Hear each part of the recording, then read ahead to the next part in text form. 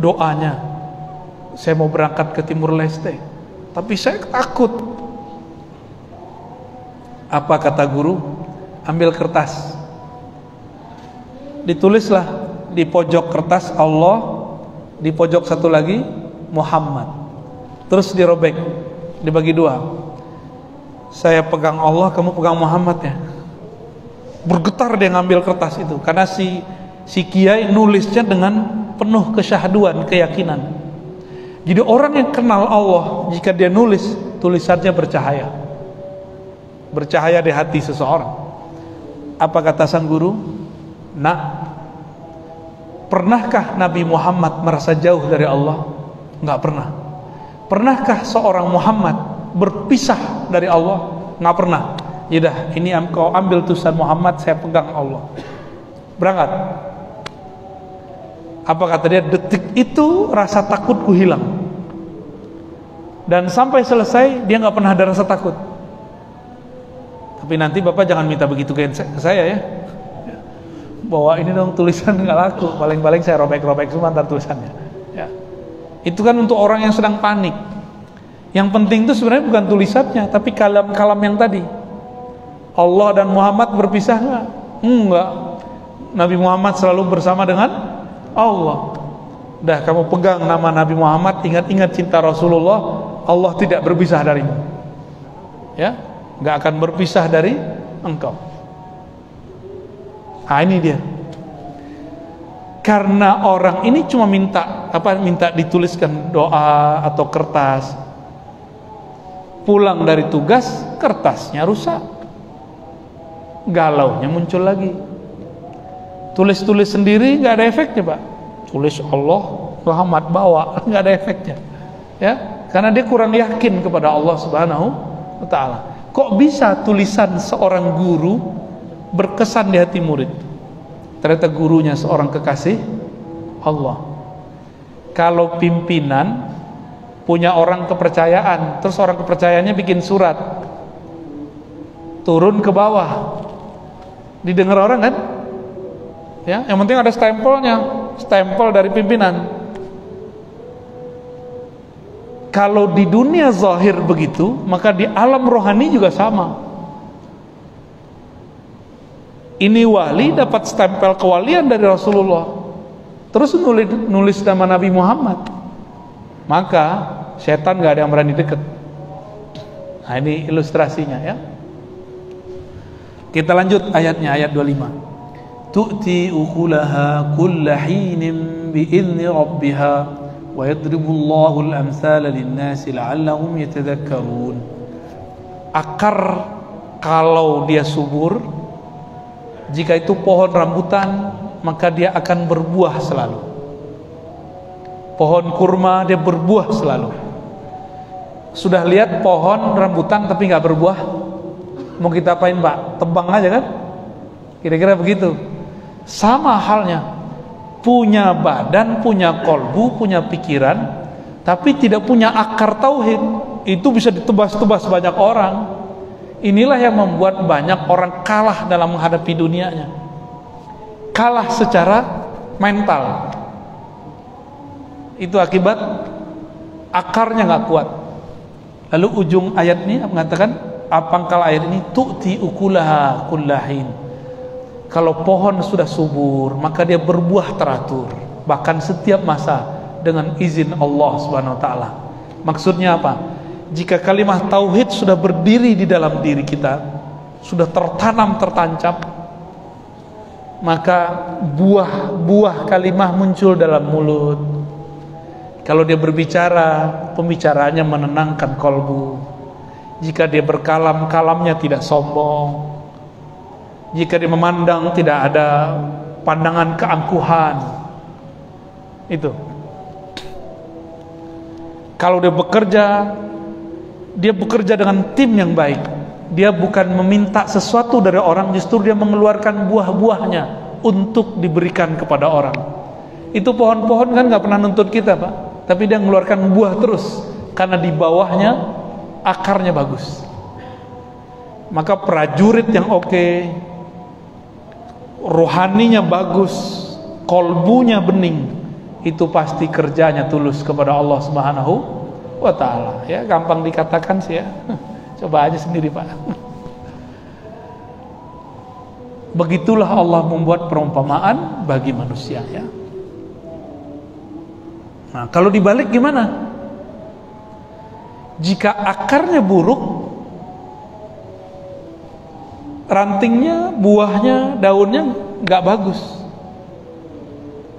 Jadi orang yang emang udah rusak di dalam, mau ditaruh di mana aja nggak ngefek. Orang ini rantingnya harus dipangkas dulu, terus itu akarnya dikasih pupuk yang cocok.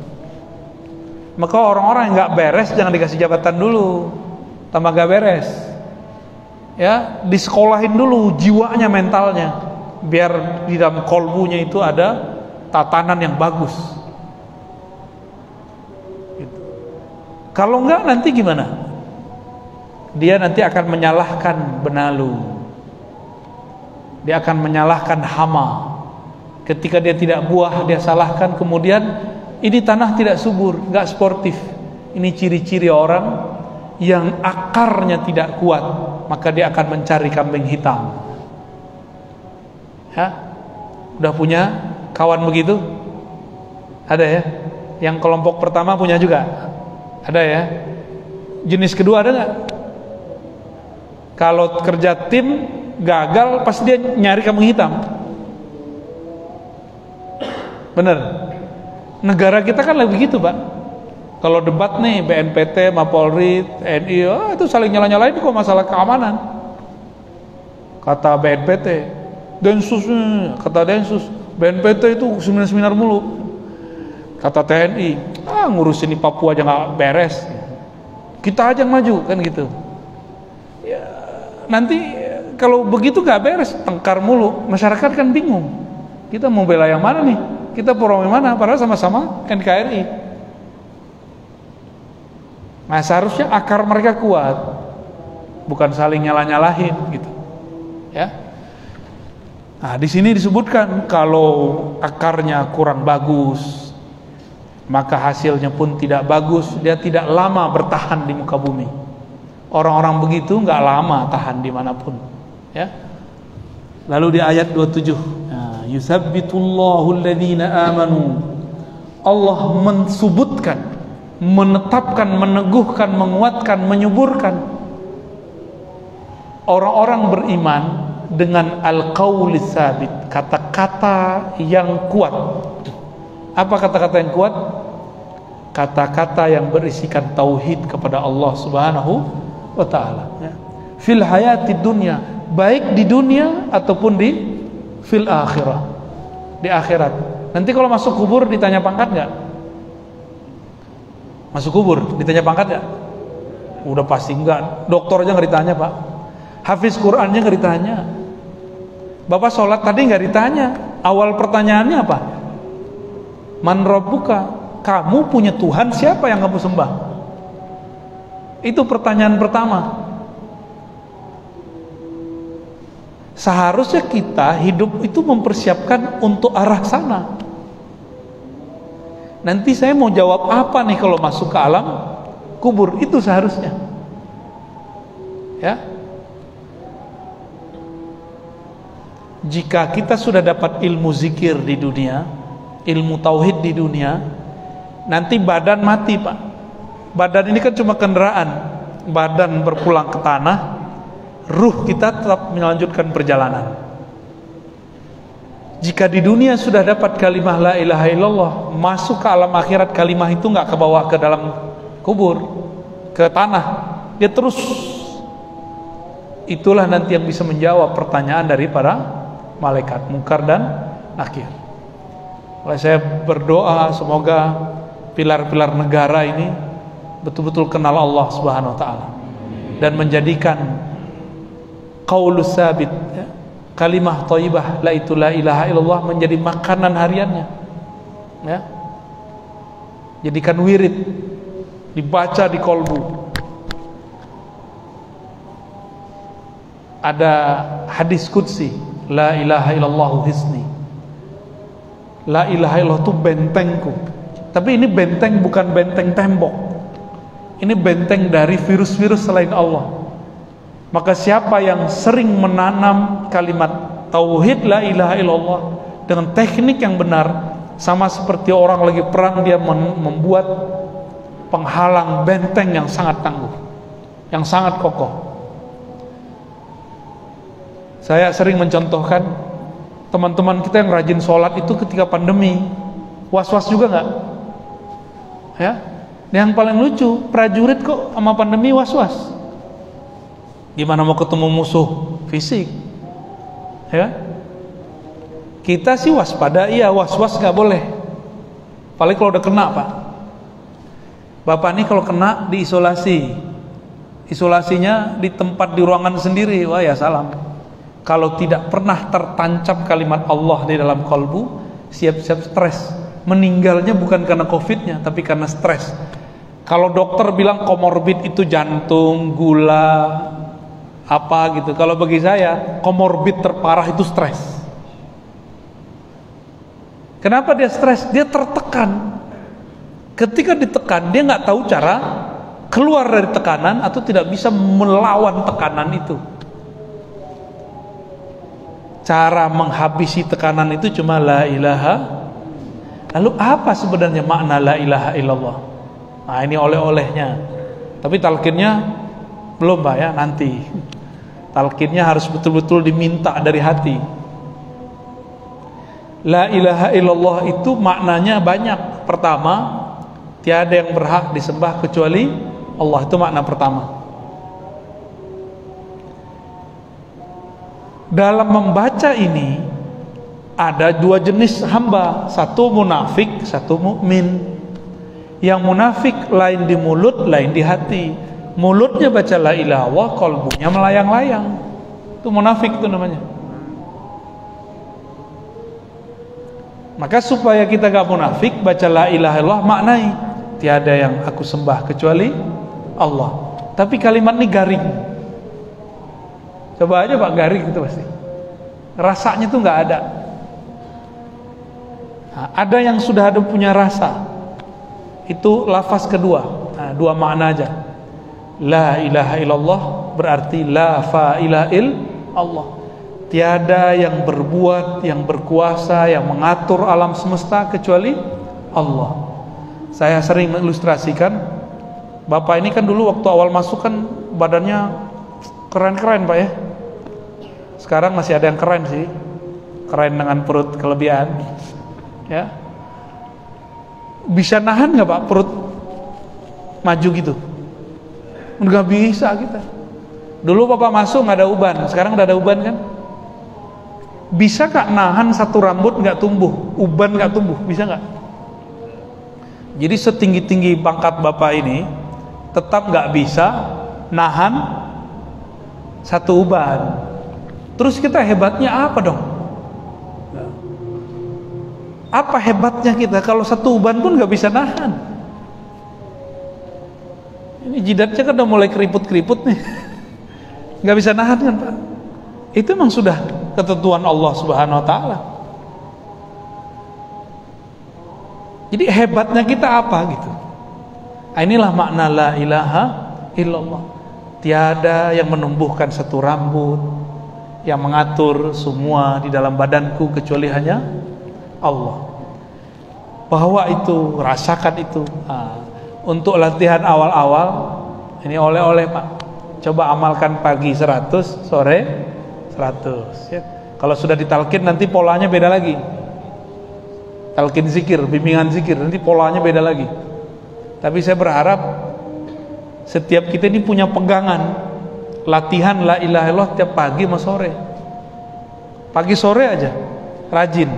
Kok bisa kerja rajin tapi zikir gak rajin? Saya mau tanya nih, Pak, ini pertanyaan terakhir nih ya, sebelum kita kalau ada tanya jawab. Kalau orang kerja tapi nggak masuk-masuk, nggak melaksanakan tugasnya, gajinya dipotong nggak? Bisa-bisa dipecat, benar nggak? Allah kasih tugas, tugasmu menyembahku, berzikir kepadaku. Kita pengen dapat hasil dari zikir, tapi tidak pernah konsisten berzikir. Nanti ada hasilnya nggak? Kita supaya dapat gaji, kita berangkat pagi pulang sore. Kenapa? Untuk mendapatkan rahasia kalimat Allah, tidak pernah melakukan mulai dari pagi sampai sore. Tidak pernah kan? Saya yakin nih belum ada di antara kita kecuali 1-2 orang yang belajar latihan zikir dari pagi sampai sore nggak berhenti-berhenti. Belum ada, mungkin 1-2 aja, dan itu susah ya. Apalagi Bapak ini alasannya kan tugas. Emang kita nggak tugas? Semua kita kan tugas, Pak. Beda-beda tempat aja. Sibuk, kita semua sibuk. Nggak sibuk dengan orang, sibuk sama diri sendiri. Nggak sibuk dengan sehat, sibuk dengan sakitnya sendiri. Kita semua sibuk kok. Allah ngomong, ya allazina amanu zkurullaha dzikran katsira. Hai orang beriman, zikir banyak-banyak. Di depan saya beriman semua nih? Beriman? Berapa zikir terbanyak yang pernah Bapak baca? Sekali duduk 100. Minimalis Pak ya.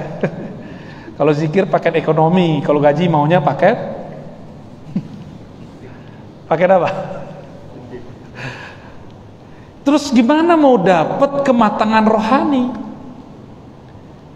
Bagaimana caranya? Orang cuma zikir, paling lama duduk 3-3 udah pikir, aduh udah 3-3 nih, kapan nyampe 100 nih ya. Coba Bapak kerja digituin. Bapak kerja nih, ada atasan, kita kerja, wah kapan selesainya nih? Diapain Pak biasanya kalau ada bawahan begitu? Suruh push up ya? Dibentak-bentak paling. Allah kan gak suka bentak. Allah itu penyayang, pengasih. Dimaklumi sama Allah, ditunggu kapan kamu punya waktu. Maka karena Bapak Ibu ini sibuk, coba kalau zikir dimulai dari yang dikit-dikit. Tapi tenang, di akhir zaman ini ada zikir dibaca sekali tapi sama kayak sepenuh bumi. Dibaca sekali sama kayak selangit dan bumi. Tapi harus mengerti dulu rahasianya, baru bisa dapat rahasia itu.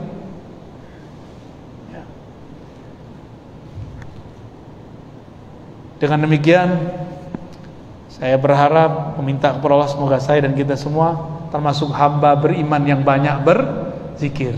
Ciri munafik cuma satu, yang paling jelas, la yazkurunallaha illa qalila. Tidak zikir kecuali sedikit. Maka kebalikannya ciri orang beriman, dia zikir tapi banyak. Gitu, ya. Barangkali itu Pak, ada yang mau didiskusikan? Tanya jawab? Apa cukup? Oke. Salam. Kita diperintahkan untuk memperbaiki iman dengan banyak kalimat la ilaha illallah. Yang pertama, kemudian yang kedua, implementasi apa? Katakanlah kita berbuat apa yang kita bisa menguatkan kalimat la ilaha illallah dalam diri kita. La ilaha illallah ini kan keluarnya dari qalbu Rasul, ditransfer ke sahabat lewat lisan. Maka di zaman Rasulullah, Nabi mengatakan qulu la ilaha illallah tuflihun. Katakanlah la ilaha illallah, kalian akan menang. Ini keluar lagi rame-rame. Tapi untuk orang-orang spesial seperti Sayyidina Ali, Sayyidina Ali ini orang cerdas. Pengen dekat kepada Allah tapi cara paling gampang. Gak pengen cara-cara berat. Kalau suruh puasa Daud kan repot Pak. Saya mau puasa Daud. Sayyidina Ali datang ke Nabi, nanya, wahai Rasulullah, tunjukkan aku, bimbinglah aku cara mendekat kepada Allah tapi cepat, nggak ribet, nggak muter-muter, nggak kebanyakan wirid. Kan nggak mau kan kebanyakan wirid kan? Pada sok sibuk semua. Tapi sedikit dia melejit. Kalau dibaca sedikit di sisi Allah banyak. Ini permintaan Sayyidina Ali. Beliau berjasa memberikan pertanyaan itu kepada Rasulullah untuk kita semua. Apa kata Nabi? Oh mudah Ali, engkau berzikir kepada Allah sebanyak-banyaknya. Ya mohon maaf nih. Antazkurullaha zikran katsiran. Engkau banyak zikir. Sayyidina Ali ngomong, ya Rasulullah, kalau itu saya juga tahu. Yang enggak saya tahu. Jadi sahabat-sahabat ini kadang-kadang memang ngeyel juga kalau minta ke Rasul ya. Sesekali kita boleh gitu sama guru. Kalau itu saya udah tahu Pak Kiai, yang Pak Kiai punya gitu, yang Pak Kiai pakai gitu. Kata Sayyidina Ali, yang lebih aplikatif wahai Rasulullah. Nabi diam sejenak lalu manggil, "Ya Ali sini." Ini teknik. Nah, teknik ini cuma dalam talqin, tapi saya ceritakan aja. Pejamkan matamu, ikuti aku. Maka Nabi membacakan kalimat la ilaha illallah 3 kali, Sayyidina Ali ikut membacanya 3 kali. Ini yang baca Rasulullah loh. Saya mau kasih perbandingan, ini kan 3 kali, diikutin 3 kali. Mau ngasih perbandingan, ada orang udah menghunuskan pedang kepada Rasulullah, menghunuskan pedang Pak. Terus orang itu bilang, siapa yang menjagamu dari pedangku? Jawaban Nabi apa? Allah. Langsung dia kemudian yang tadinya kenceng agak lemas. Siapa? Allah. Hampir lepas. Siapa? Yang ketiga dibaca Allah, orangnya pingsan. Pingsan langsung lah. Tapi pingsannya kayak orang kena tabok, sadar lagi, habis jatuh bangun lagi. Habis itu dia pegang tangan Nabi, dia syahadat. Saksikan aku bersyahadat kepada engkau. Jadi Nabi kalau baca nama Allah udah sama kayak pedang. Nabi kalau baca nama Allah udah sama kayak tembakan. Allah des gitu langsung. Kalimah ini cuma Allah sekali. Ke Sayyidina Ali dikasih la ilaha illallah, lebih dahsyat lagi 3 kali. Maka Sayyidina Ali itu pendekar, jawara, panglima yang tak terkalahkan di medan juang. Siapa yang perang dengan Ali pasti menang. Sayyidina Ali itu. Kenapa? Masuk energi la ilaha illallah di dalam dirinya. Inilah yang membuat Sayyidina Ali ini dikenal oleh kalangan orang debus, ilmu mereka dari Sayyidina Ali. Loh, kapan Sayyidina Ali ngajarin debus? Beliau itu hanya bersama dengan Allah yang Maha Sakti. Ali mah nggak debus. Buktinya waktu perang dulu pernah beliau luka, ketancep di punggungnya itu 3 panah. Pernah terjadi. Maksudnya gimana? Sayyidina Ali meminta kepada ahlinya, yaitu Rasulullah, kedahsyatan kalimat la ilaha illallah. Jadi harus diminta ke ahlinya Pak. Diminta, dipelajari.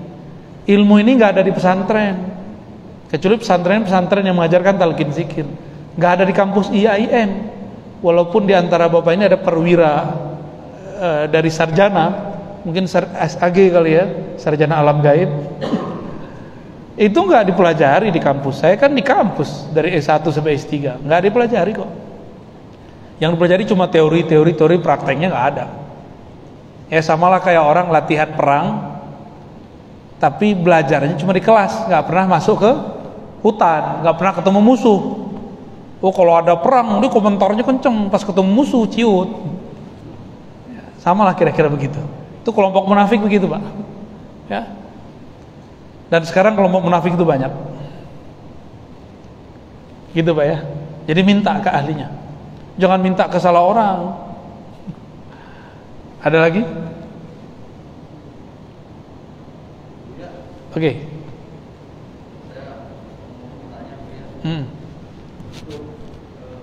Saya sering di media sosial kan menyikapi, saya menanyakan kolbu adalah tempat yang paling setan pun tidak akan masuk ke dalam dia. Ya. Nah, pertanda zikir la ilaha illallah tersebut, kalau misalkan seseorang cinta sama Allah pasti akan bilang seperti itu menjadi. Oke. Nah, bagaimana pertandanya seseorang tersebut sudah merasakan zikir la ilaha illallah terhadap dirinya itu? Baik. Wah ini langsung nohok nih ya. Langsung nyodok Pak ya. Betul, ini mukadimah yang bagus. Kolbu, ini kajian kitab Awarif namanya. Mungkin Bapak ikut nonton. Kolbu itu tidak pernah bisa dimasuki oleh syaitan. Ini hebatnya kolbu. Tapi kolbu bisa dimasuki oleh dunia dan wanita dan tahta. Plus harta udah gitu. Oh itu bisa masuk Pak. Setan nggak bisa masuk. Maka setan itu mesti meracuni si wanita di kolbu kita, meracuni harta ya di kolbu kita, dan dia meracuni tahta itu. Ini kemudian 3 ini yang sudah diracuni sama dia, yang akan merusak kolbu. Dia nggak pernah bisa masuk, karena kolbu itu adalah singgasana Allah, dan Allah tidak izinkan syaitan untuk masuk ke dalamnya. Dulu sebelum Nabi Adam dicipta, iblis itu minta izin kepada Allah, ya Rabb, izin dong mau menguasai kolbu manusia. Marahlah Allah dalam hadis qudsi. Allah mengatakan, al-kibriya uridai, yang boleh sombong itu cuma aku, kamu tidak boleh sombong. Mau coba-coba nguasain kolbu hambaku, itu tempat aku memandang, tempat aku bersemayam, kira-kira begitu. Bersemayam jangan diartikan Allah menempati ya. Allah itu kalau mandang ke kolbu. Apa ciri-cirinya?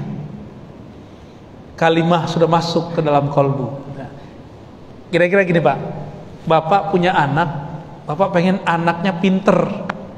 Sederhananya gini, kalau saya sebagai guru, saya senang sekali anak saya kalau hafal Quran atau baca-baca kitab. Kita intiplah dia lagi baca Quran, ternyata dia hafal Quran tanpa melihat, dan hafalannya banyak. Saya girang, padahal saya ngintip. Atau Bapak ini senang seorang perempuan, kan sekarang ada aplikasi cara melihat orang yang mengunjungi akunmu. Nah, pas kita cek, wih ada dia, kita senang dia mengakses nama kita, gitu ya. Saya nggak tahu caranya Pak, tapi teman saya bilang itu ada caranya. Bener Cung? Aman Cung, Muhammad Ramdhani. Ntar lagi Ramadan. Ketika saya senang nama saya di search sama orang, akun saya dikunjungi orang, Allah itu punya akun di kolbu. Kalau akunnya ini dikunjungi, kita sebut nama Allah di kolbu, Allah senang. Jika Allah senang, kolbunya bergetar Pak. Kalau kolbunya udah bergetar, dia ikut bahagia, senang. Badan kita ini kenapa sakit-sakitan? Karena kurang gerak. Kolbu kalau kurang bergerak dengan kalimah Allah, dia juga sakit-sakitan. Maka gerakkan kolbu dengan nama Allah. Itulah makna ayat surat Al-Anfal ayat 2. Iza zukirallah wajilat qulubu. Jika disebut nama Allah, kolbu bergerak, bergetar. Ustadz nggak tahu zikir kolbu, keras hatinya. Kiai nggak ngerti zikir kolbu, jadi ustadz yang sangat kasar. Jadi saya kalau mendetek orang ceramah itu gampang aja. Apa yang dia ceramahkan, bagaimana cara dia menyampaikan. Kalam yang sama disampaikan orang berbeda, lain loh keluarnya. Benar nggak? Karena memang gelas yang isinya air bening keluarnya bening, isinya kopi keluarnya hitam. Nggak bisa dibuat-buat, mau dipoles pakai serban kayak tasbih 1000 kali panjangnya, tapi di kolbunya nggak ada nama Allah Rahman Rahim, nggak akan pernah keluar kata kasih sayang. Nyari lawan mulu, ya. Kira-kira gitu Pak ya, nyambung, dapat analognya. Seneng namanya dicari-cari sama seorang perempuan yang kita suka. Begitu juga Allah senang kalau namanya di search di sini. Ini kabar gembiranya. Smartphone yang kita punya itu sebenarnya adalah replika dari kolbu. Sayangnya kita bisa main smartphone tapi nggak bisa memainkan kolbu. Kalau Bapak bisa main handphone, Bapak bisa nelpon orang kan? Kalau bisa main kolbu, kita bisa nelpon hati orang Pak. Telepati kalau orang dulu namanya. Dulu cuma terjadi ibu kalau dia sayang sama anaknya, dia tahu anaknya sakit, anaknya tabrakan, itu ngerti ibu. Karena ibu ini punya koneksi kepada kolbu anak. Kenapa ibu punya koneksi? Karena ada rasa sayang. Yang punya koneksi mesti ada sayang dan cinta. Maka sering-sering kirim Fatihah kepada guru, kepada kekasih. Bapak ini kan sebagian jauh dari istri dan anak, bacain Fatihah untuk istri dan anak. Karena tugas ya, untuk mengabdi ke negara. Kalau mengabdi ini bukan bagian dari ibadah, udah berapa tahun nih buang-buang umur, ya nggak? Maka Bapak ini harus menjadikan ngabdi ke negara bagian dari ibadah. Itu udah sama kayak saya sholat 1000 sehari, Pak. Bapak masuk kerja sehari, saya sholat mulu gak berhenti, itu sama. Tapi niatnya harus karena ingin menjaga negeri ini. Ya dipotong-potong dikit tunjangannya karena pandemi, ya ridho-ridho aja lah ya. Tapi saya dengar nih belum ada potongan ya. Oh, di banyak kantor sudah banyak, Pak, dipotong. Paling pangkas-pangkas program paling ya. Kita ridho aja kepada Allah, karena ini ibadah. Ibadah ini kan suka-suka Allah. Kalau giliran senang ya senang, kita syukur. Kalau enggak ya kita sabar. Yang paling enak itu bukan syukur dan sabar. Sabar kita enggak kuat lama-lama. Yang paling enak itu ikhlas dan ridho. Tulus saja kepada Allah. Sabar kepada yang Dia kasih. Munculkan rasa tulus. Hilang bebannya, Pak. Bapak kerja nih diperintah sama atasan, sabar, beban. Tapi kalau tulus saya terima dengan kondisi saya hari ini, langsung kerjanya bahagia itu. Ya, tugas-tugasnya akan dikerjakan dengan penuh senang hati. Sholat kenal Allah, beda dengan sholat gak kenal Allah. Seperti bapak ini dulu mau ketemuan dengan cewek cantik, karena udah kenal dia, janjian, semangat, apa aja disiapin, kalau perlu datang sebelum jamnya. Udah datang, dia telat 5 menit, rasanya 5 jam. Kamu kok lama sih gitu ya? Karena menunggu itu memang gak enak, Pak ya. Coba dulu masa-masa naik angkot, masih ingat gak? Naik angkot samping kita udah jual, baunya bau minyak orang tua tuh ya, jorok, makan lagi di samping kita. 5 menit di atas angkot rasanya kayak 5 jam. Sama. Maka rasa di dalam itu bergantung kepada cinta. Bapak ini sudah lama bekerja, kalau cinta pasti rasanya sebentar. Kalau enggak ya pengen keluar mulu bawaannya. Ya bener ya, pengen keluar nggak? Baik, kira-kira itu yang dapat saya sampaikan. Semoga ini bermanfaat. Ini terima kasih nih udah disediain ya. Enak, Pak. Semoga pengurus diberkahi oleh Allah, yang hadir dapat ridha Allah Subhanahu wa taala. Negeri ini tambah makmur, negeri ini tambah diridhai Allah, keamanan Allah beri untuk negeri ini dan yang mengurusi negeri ini dan rakyatnya semua. Mari kita bacakan surat Al-Fatihah. A'udzubillahi bismillah. Ya